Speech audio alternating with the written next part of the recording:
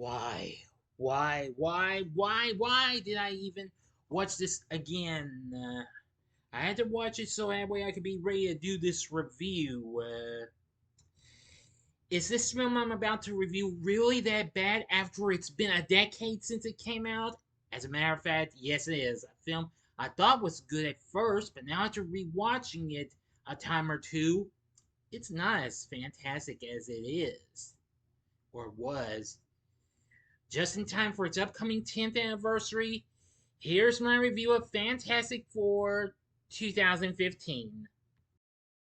This is Big D's Entertainment Rankings and Reviews. Enough said.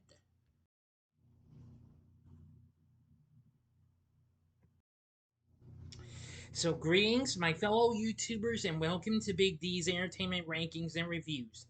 My name is Noah, better known to as the Big D, and this time around I bring to you a review of the 2015 superhero flick, Fantastic Four, released by Fox, directed by Josh Trank, from a story he co-wrote with Jeremy Slayer and Simon Kinberg, starring Miles Teller, Michael B. Jordan, Kate Mara, and Jamie Bell as the titular characters, along with Toby Kebbell, Tim Blake Nelson, and Reggie Cathey in one of his final performances, as a matter of fact. Now, of course, well, despite after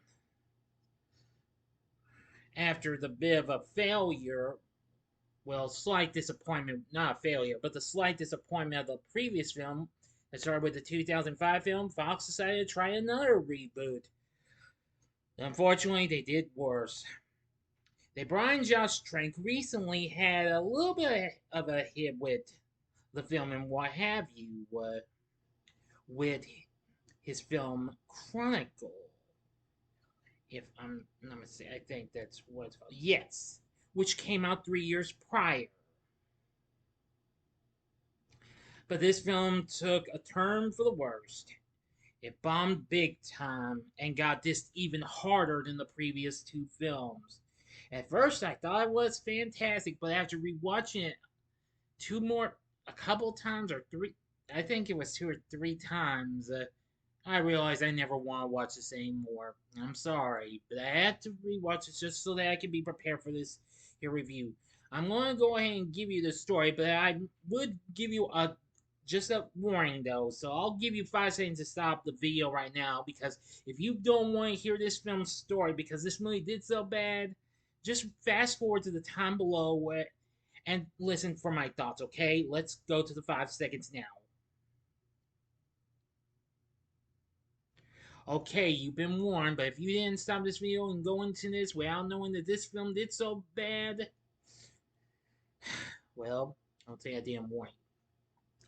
Childhood friends Reed Richards and Ben Grimm have worked together on a prototype teleporter since youth, eventually attracting the attention of Professor Franklin Storm, director of the Baxter Foundation, a government-sponsored research institute for young prodigies. Reed is recruited to join them and aid Storm's children, scientist Sue and engineer Johnny, into completing a quantum gate designed by Storm's protege, Victor Von Doom. The experiment is successful, and the facility supervisor, Dr. Allen, plans to send a group of from NASA, to venture into a parallel dimension known as Planet Zero.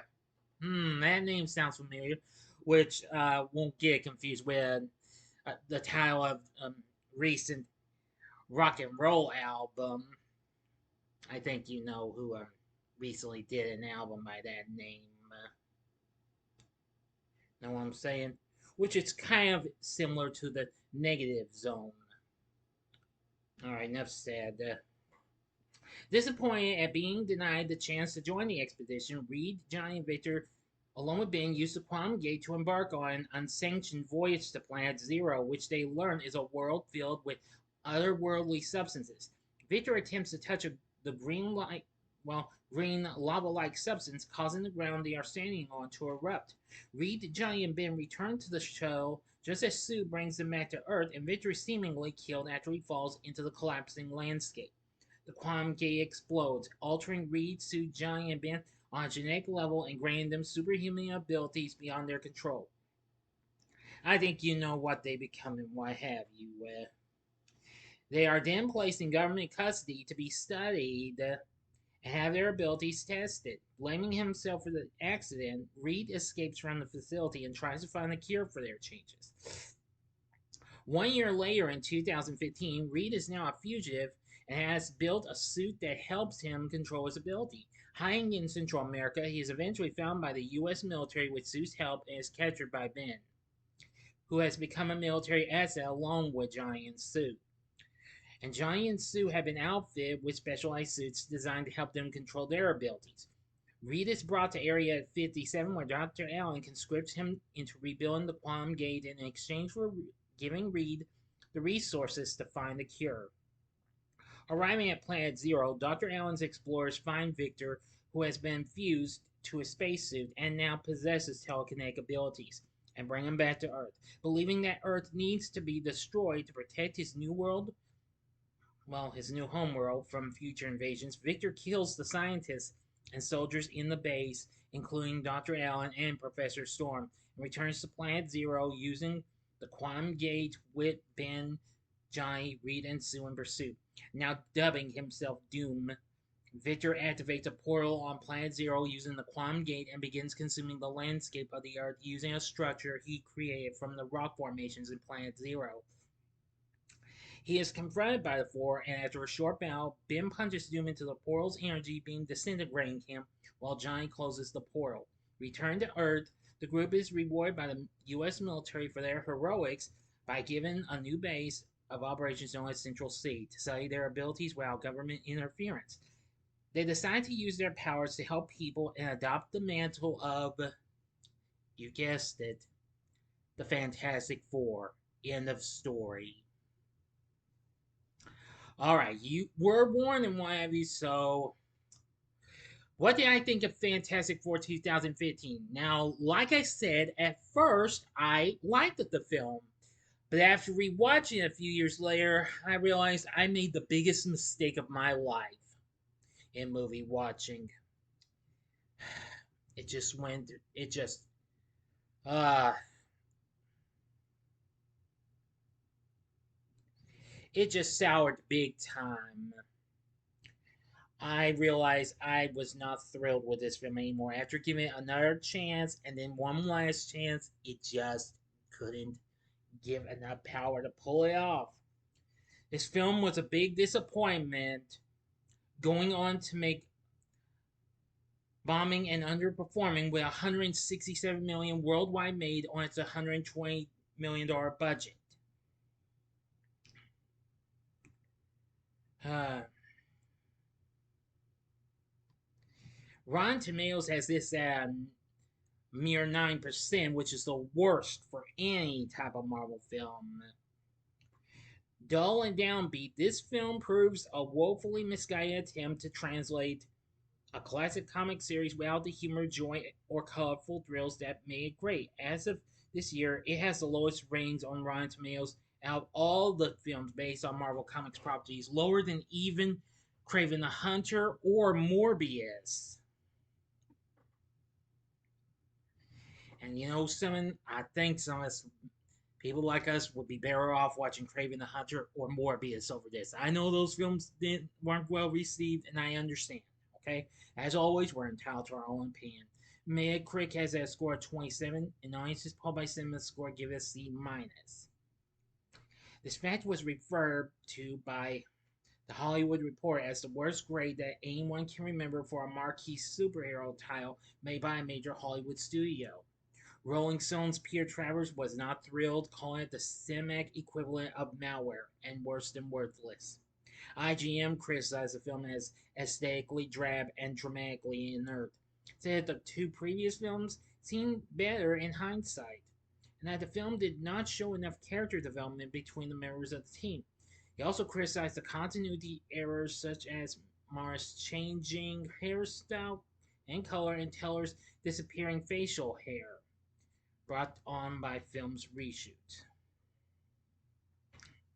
Yeah, Variety was not wasn't too I don't know. One reviewer for Variety found the film to be a technical improvement over the 2005 release, but criticized its uneven pacing and writing.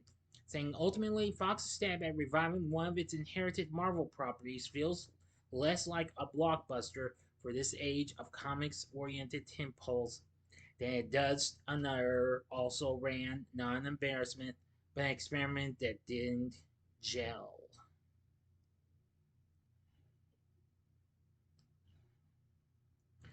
Well, I really won't try and talk any more about this, but however, despite this, the film got nominated for, let's see. Well, it only got nominated for 5 Razzies, where it won 3 out of 5. One worst picture, worst director, and worst prequel, remake, ripoff, or sequel. Yes, receiving the worst director, Mr. Trank voices displeasure with the final film, which he attributed to the studio's interference. And why have you? Yeah, it even got nominated for Golden Schmoes Awards. Never heard of those, but it lost for both of them. Worst movie of the year and biggest disappointment of the year. Well, I think it wasn't nominated for any stinkers in Bad Movie Awards. Oh well, I'm not really trying to defend this in any way. But yes, I can say that this film is not great in my view. Now, they did have plans to do another one after 2 years later, but then Fox rescheduled War for the Planet of the Apes to take over,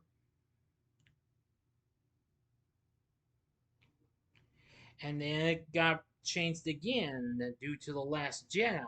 But due to the poor box office performance, the negative reviews, and poor home media sales, yes, this also didn't do too well on home media either. Yep, it was removed instantly on November 2015. But anyway, after it's been a decade since we last saw the four, they're coming back on the screen and better than ever in Fantastic Four First Steps, which of course is getting early screenings today and it's opening tomorrow. Expect a spoiler review to come up this weekend for realsies, since I'm going to be booked for Friday, for tomorrow, Friday, you know. Despite this, it did have a good score though, done by Marco Beltrami and Philip Glass, which that was probably one of the only redeeming qualities this had. Yeah. For our cast, Miles Teller played Reed Richards. I will say he's fine, what have you. I mean, I think he's probably one of the only ones I actually liked. Michael B. Jordan as Johnny Storm. I wasn't too thrilled with this at first, but he's okay, but not great though. However, he would do much better after this when he did Creed. However, yes, which was released a few months later that same year, and that did much better than that. Kate Mara played Sue Storm. She's okay, my view. She had recently played Zoe Barnes in Netflix's House of Cards, and also appeared in shows like 24, American Horror Story, and even Pose, and several other movies. Now, next we have Jamie Bell playing Ben Grimm, aka The Thing. Well, he's okay and what have you. This was after he had done his portrayal of the titular character in the film The Adventures of Tintin 4 years earlier. He had also appeared in King Kong and Jumper, which that was another comic-based film. And after this, he also appeared in Rocket Man, the Elton John biopic. After that, he's still been doing some movies and what have you. Now, Victor Von Doom is played by Toby Kebbell.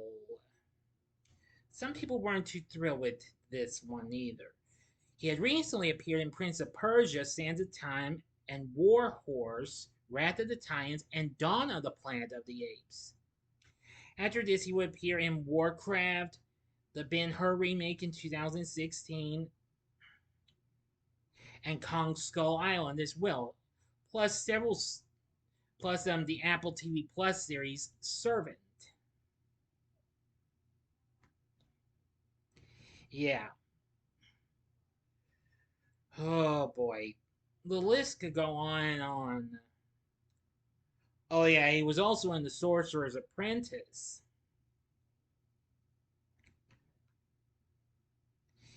Finally, we have Tim Blake Nelson, who recently did the second film in the MCU, The Incredible Hulk.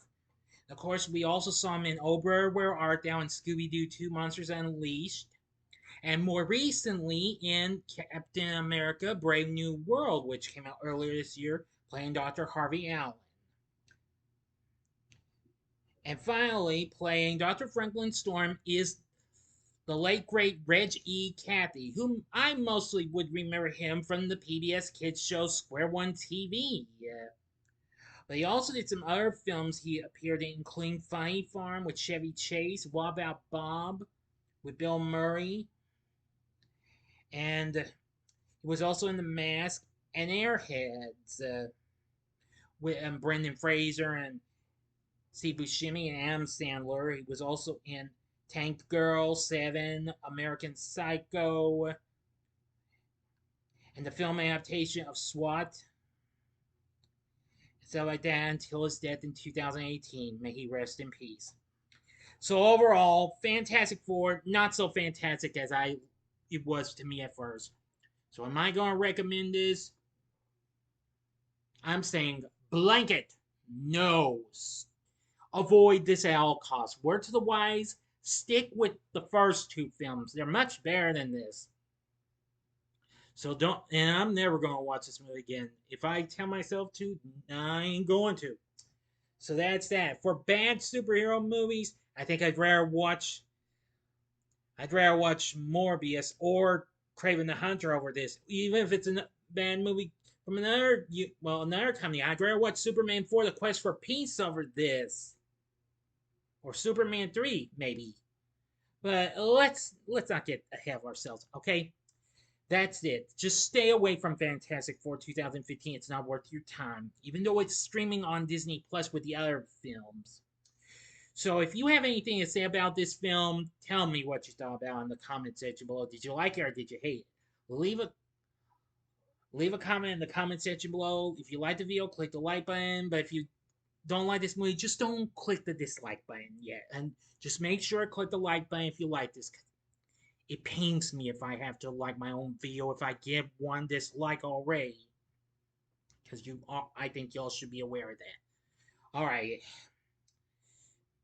And if you want to subscribe, click on that there to subscribe. Be a part of the Big D Nation. You know the rest. Join me next time when I bring to you a review of Caddyshack. And then there'll be a spoiler-free review of Happy Gilmore 2 to follow. So if you like this, you may want to check out these other films of the Fantastic Four. Check out my review of the 2005 film, which is revisited in the upper left-hand corner. The upper right-hand corner is the revisited review of Fantastic Four: The Rise of Silver Surfer. Or you can go to the bottom left-hand corner and see my review of the unreleased Roger Corman's Fantastic Four. And the bottom right-hand corner is the button you can click to subscribe. If you like rankings and reviews on movies, TV, music, video games, etc., then I'm your guy. Thanks for watching. And until next time, true believers, I'm the Big D saying Excelsior! See ya.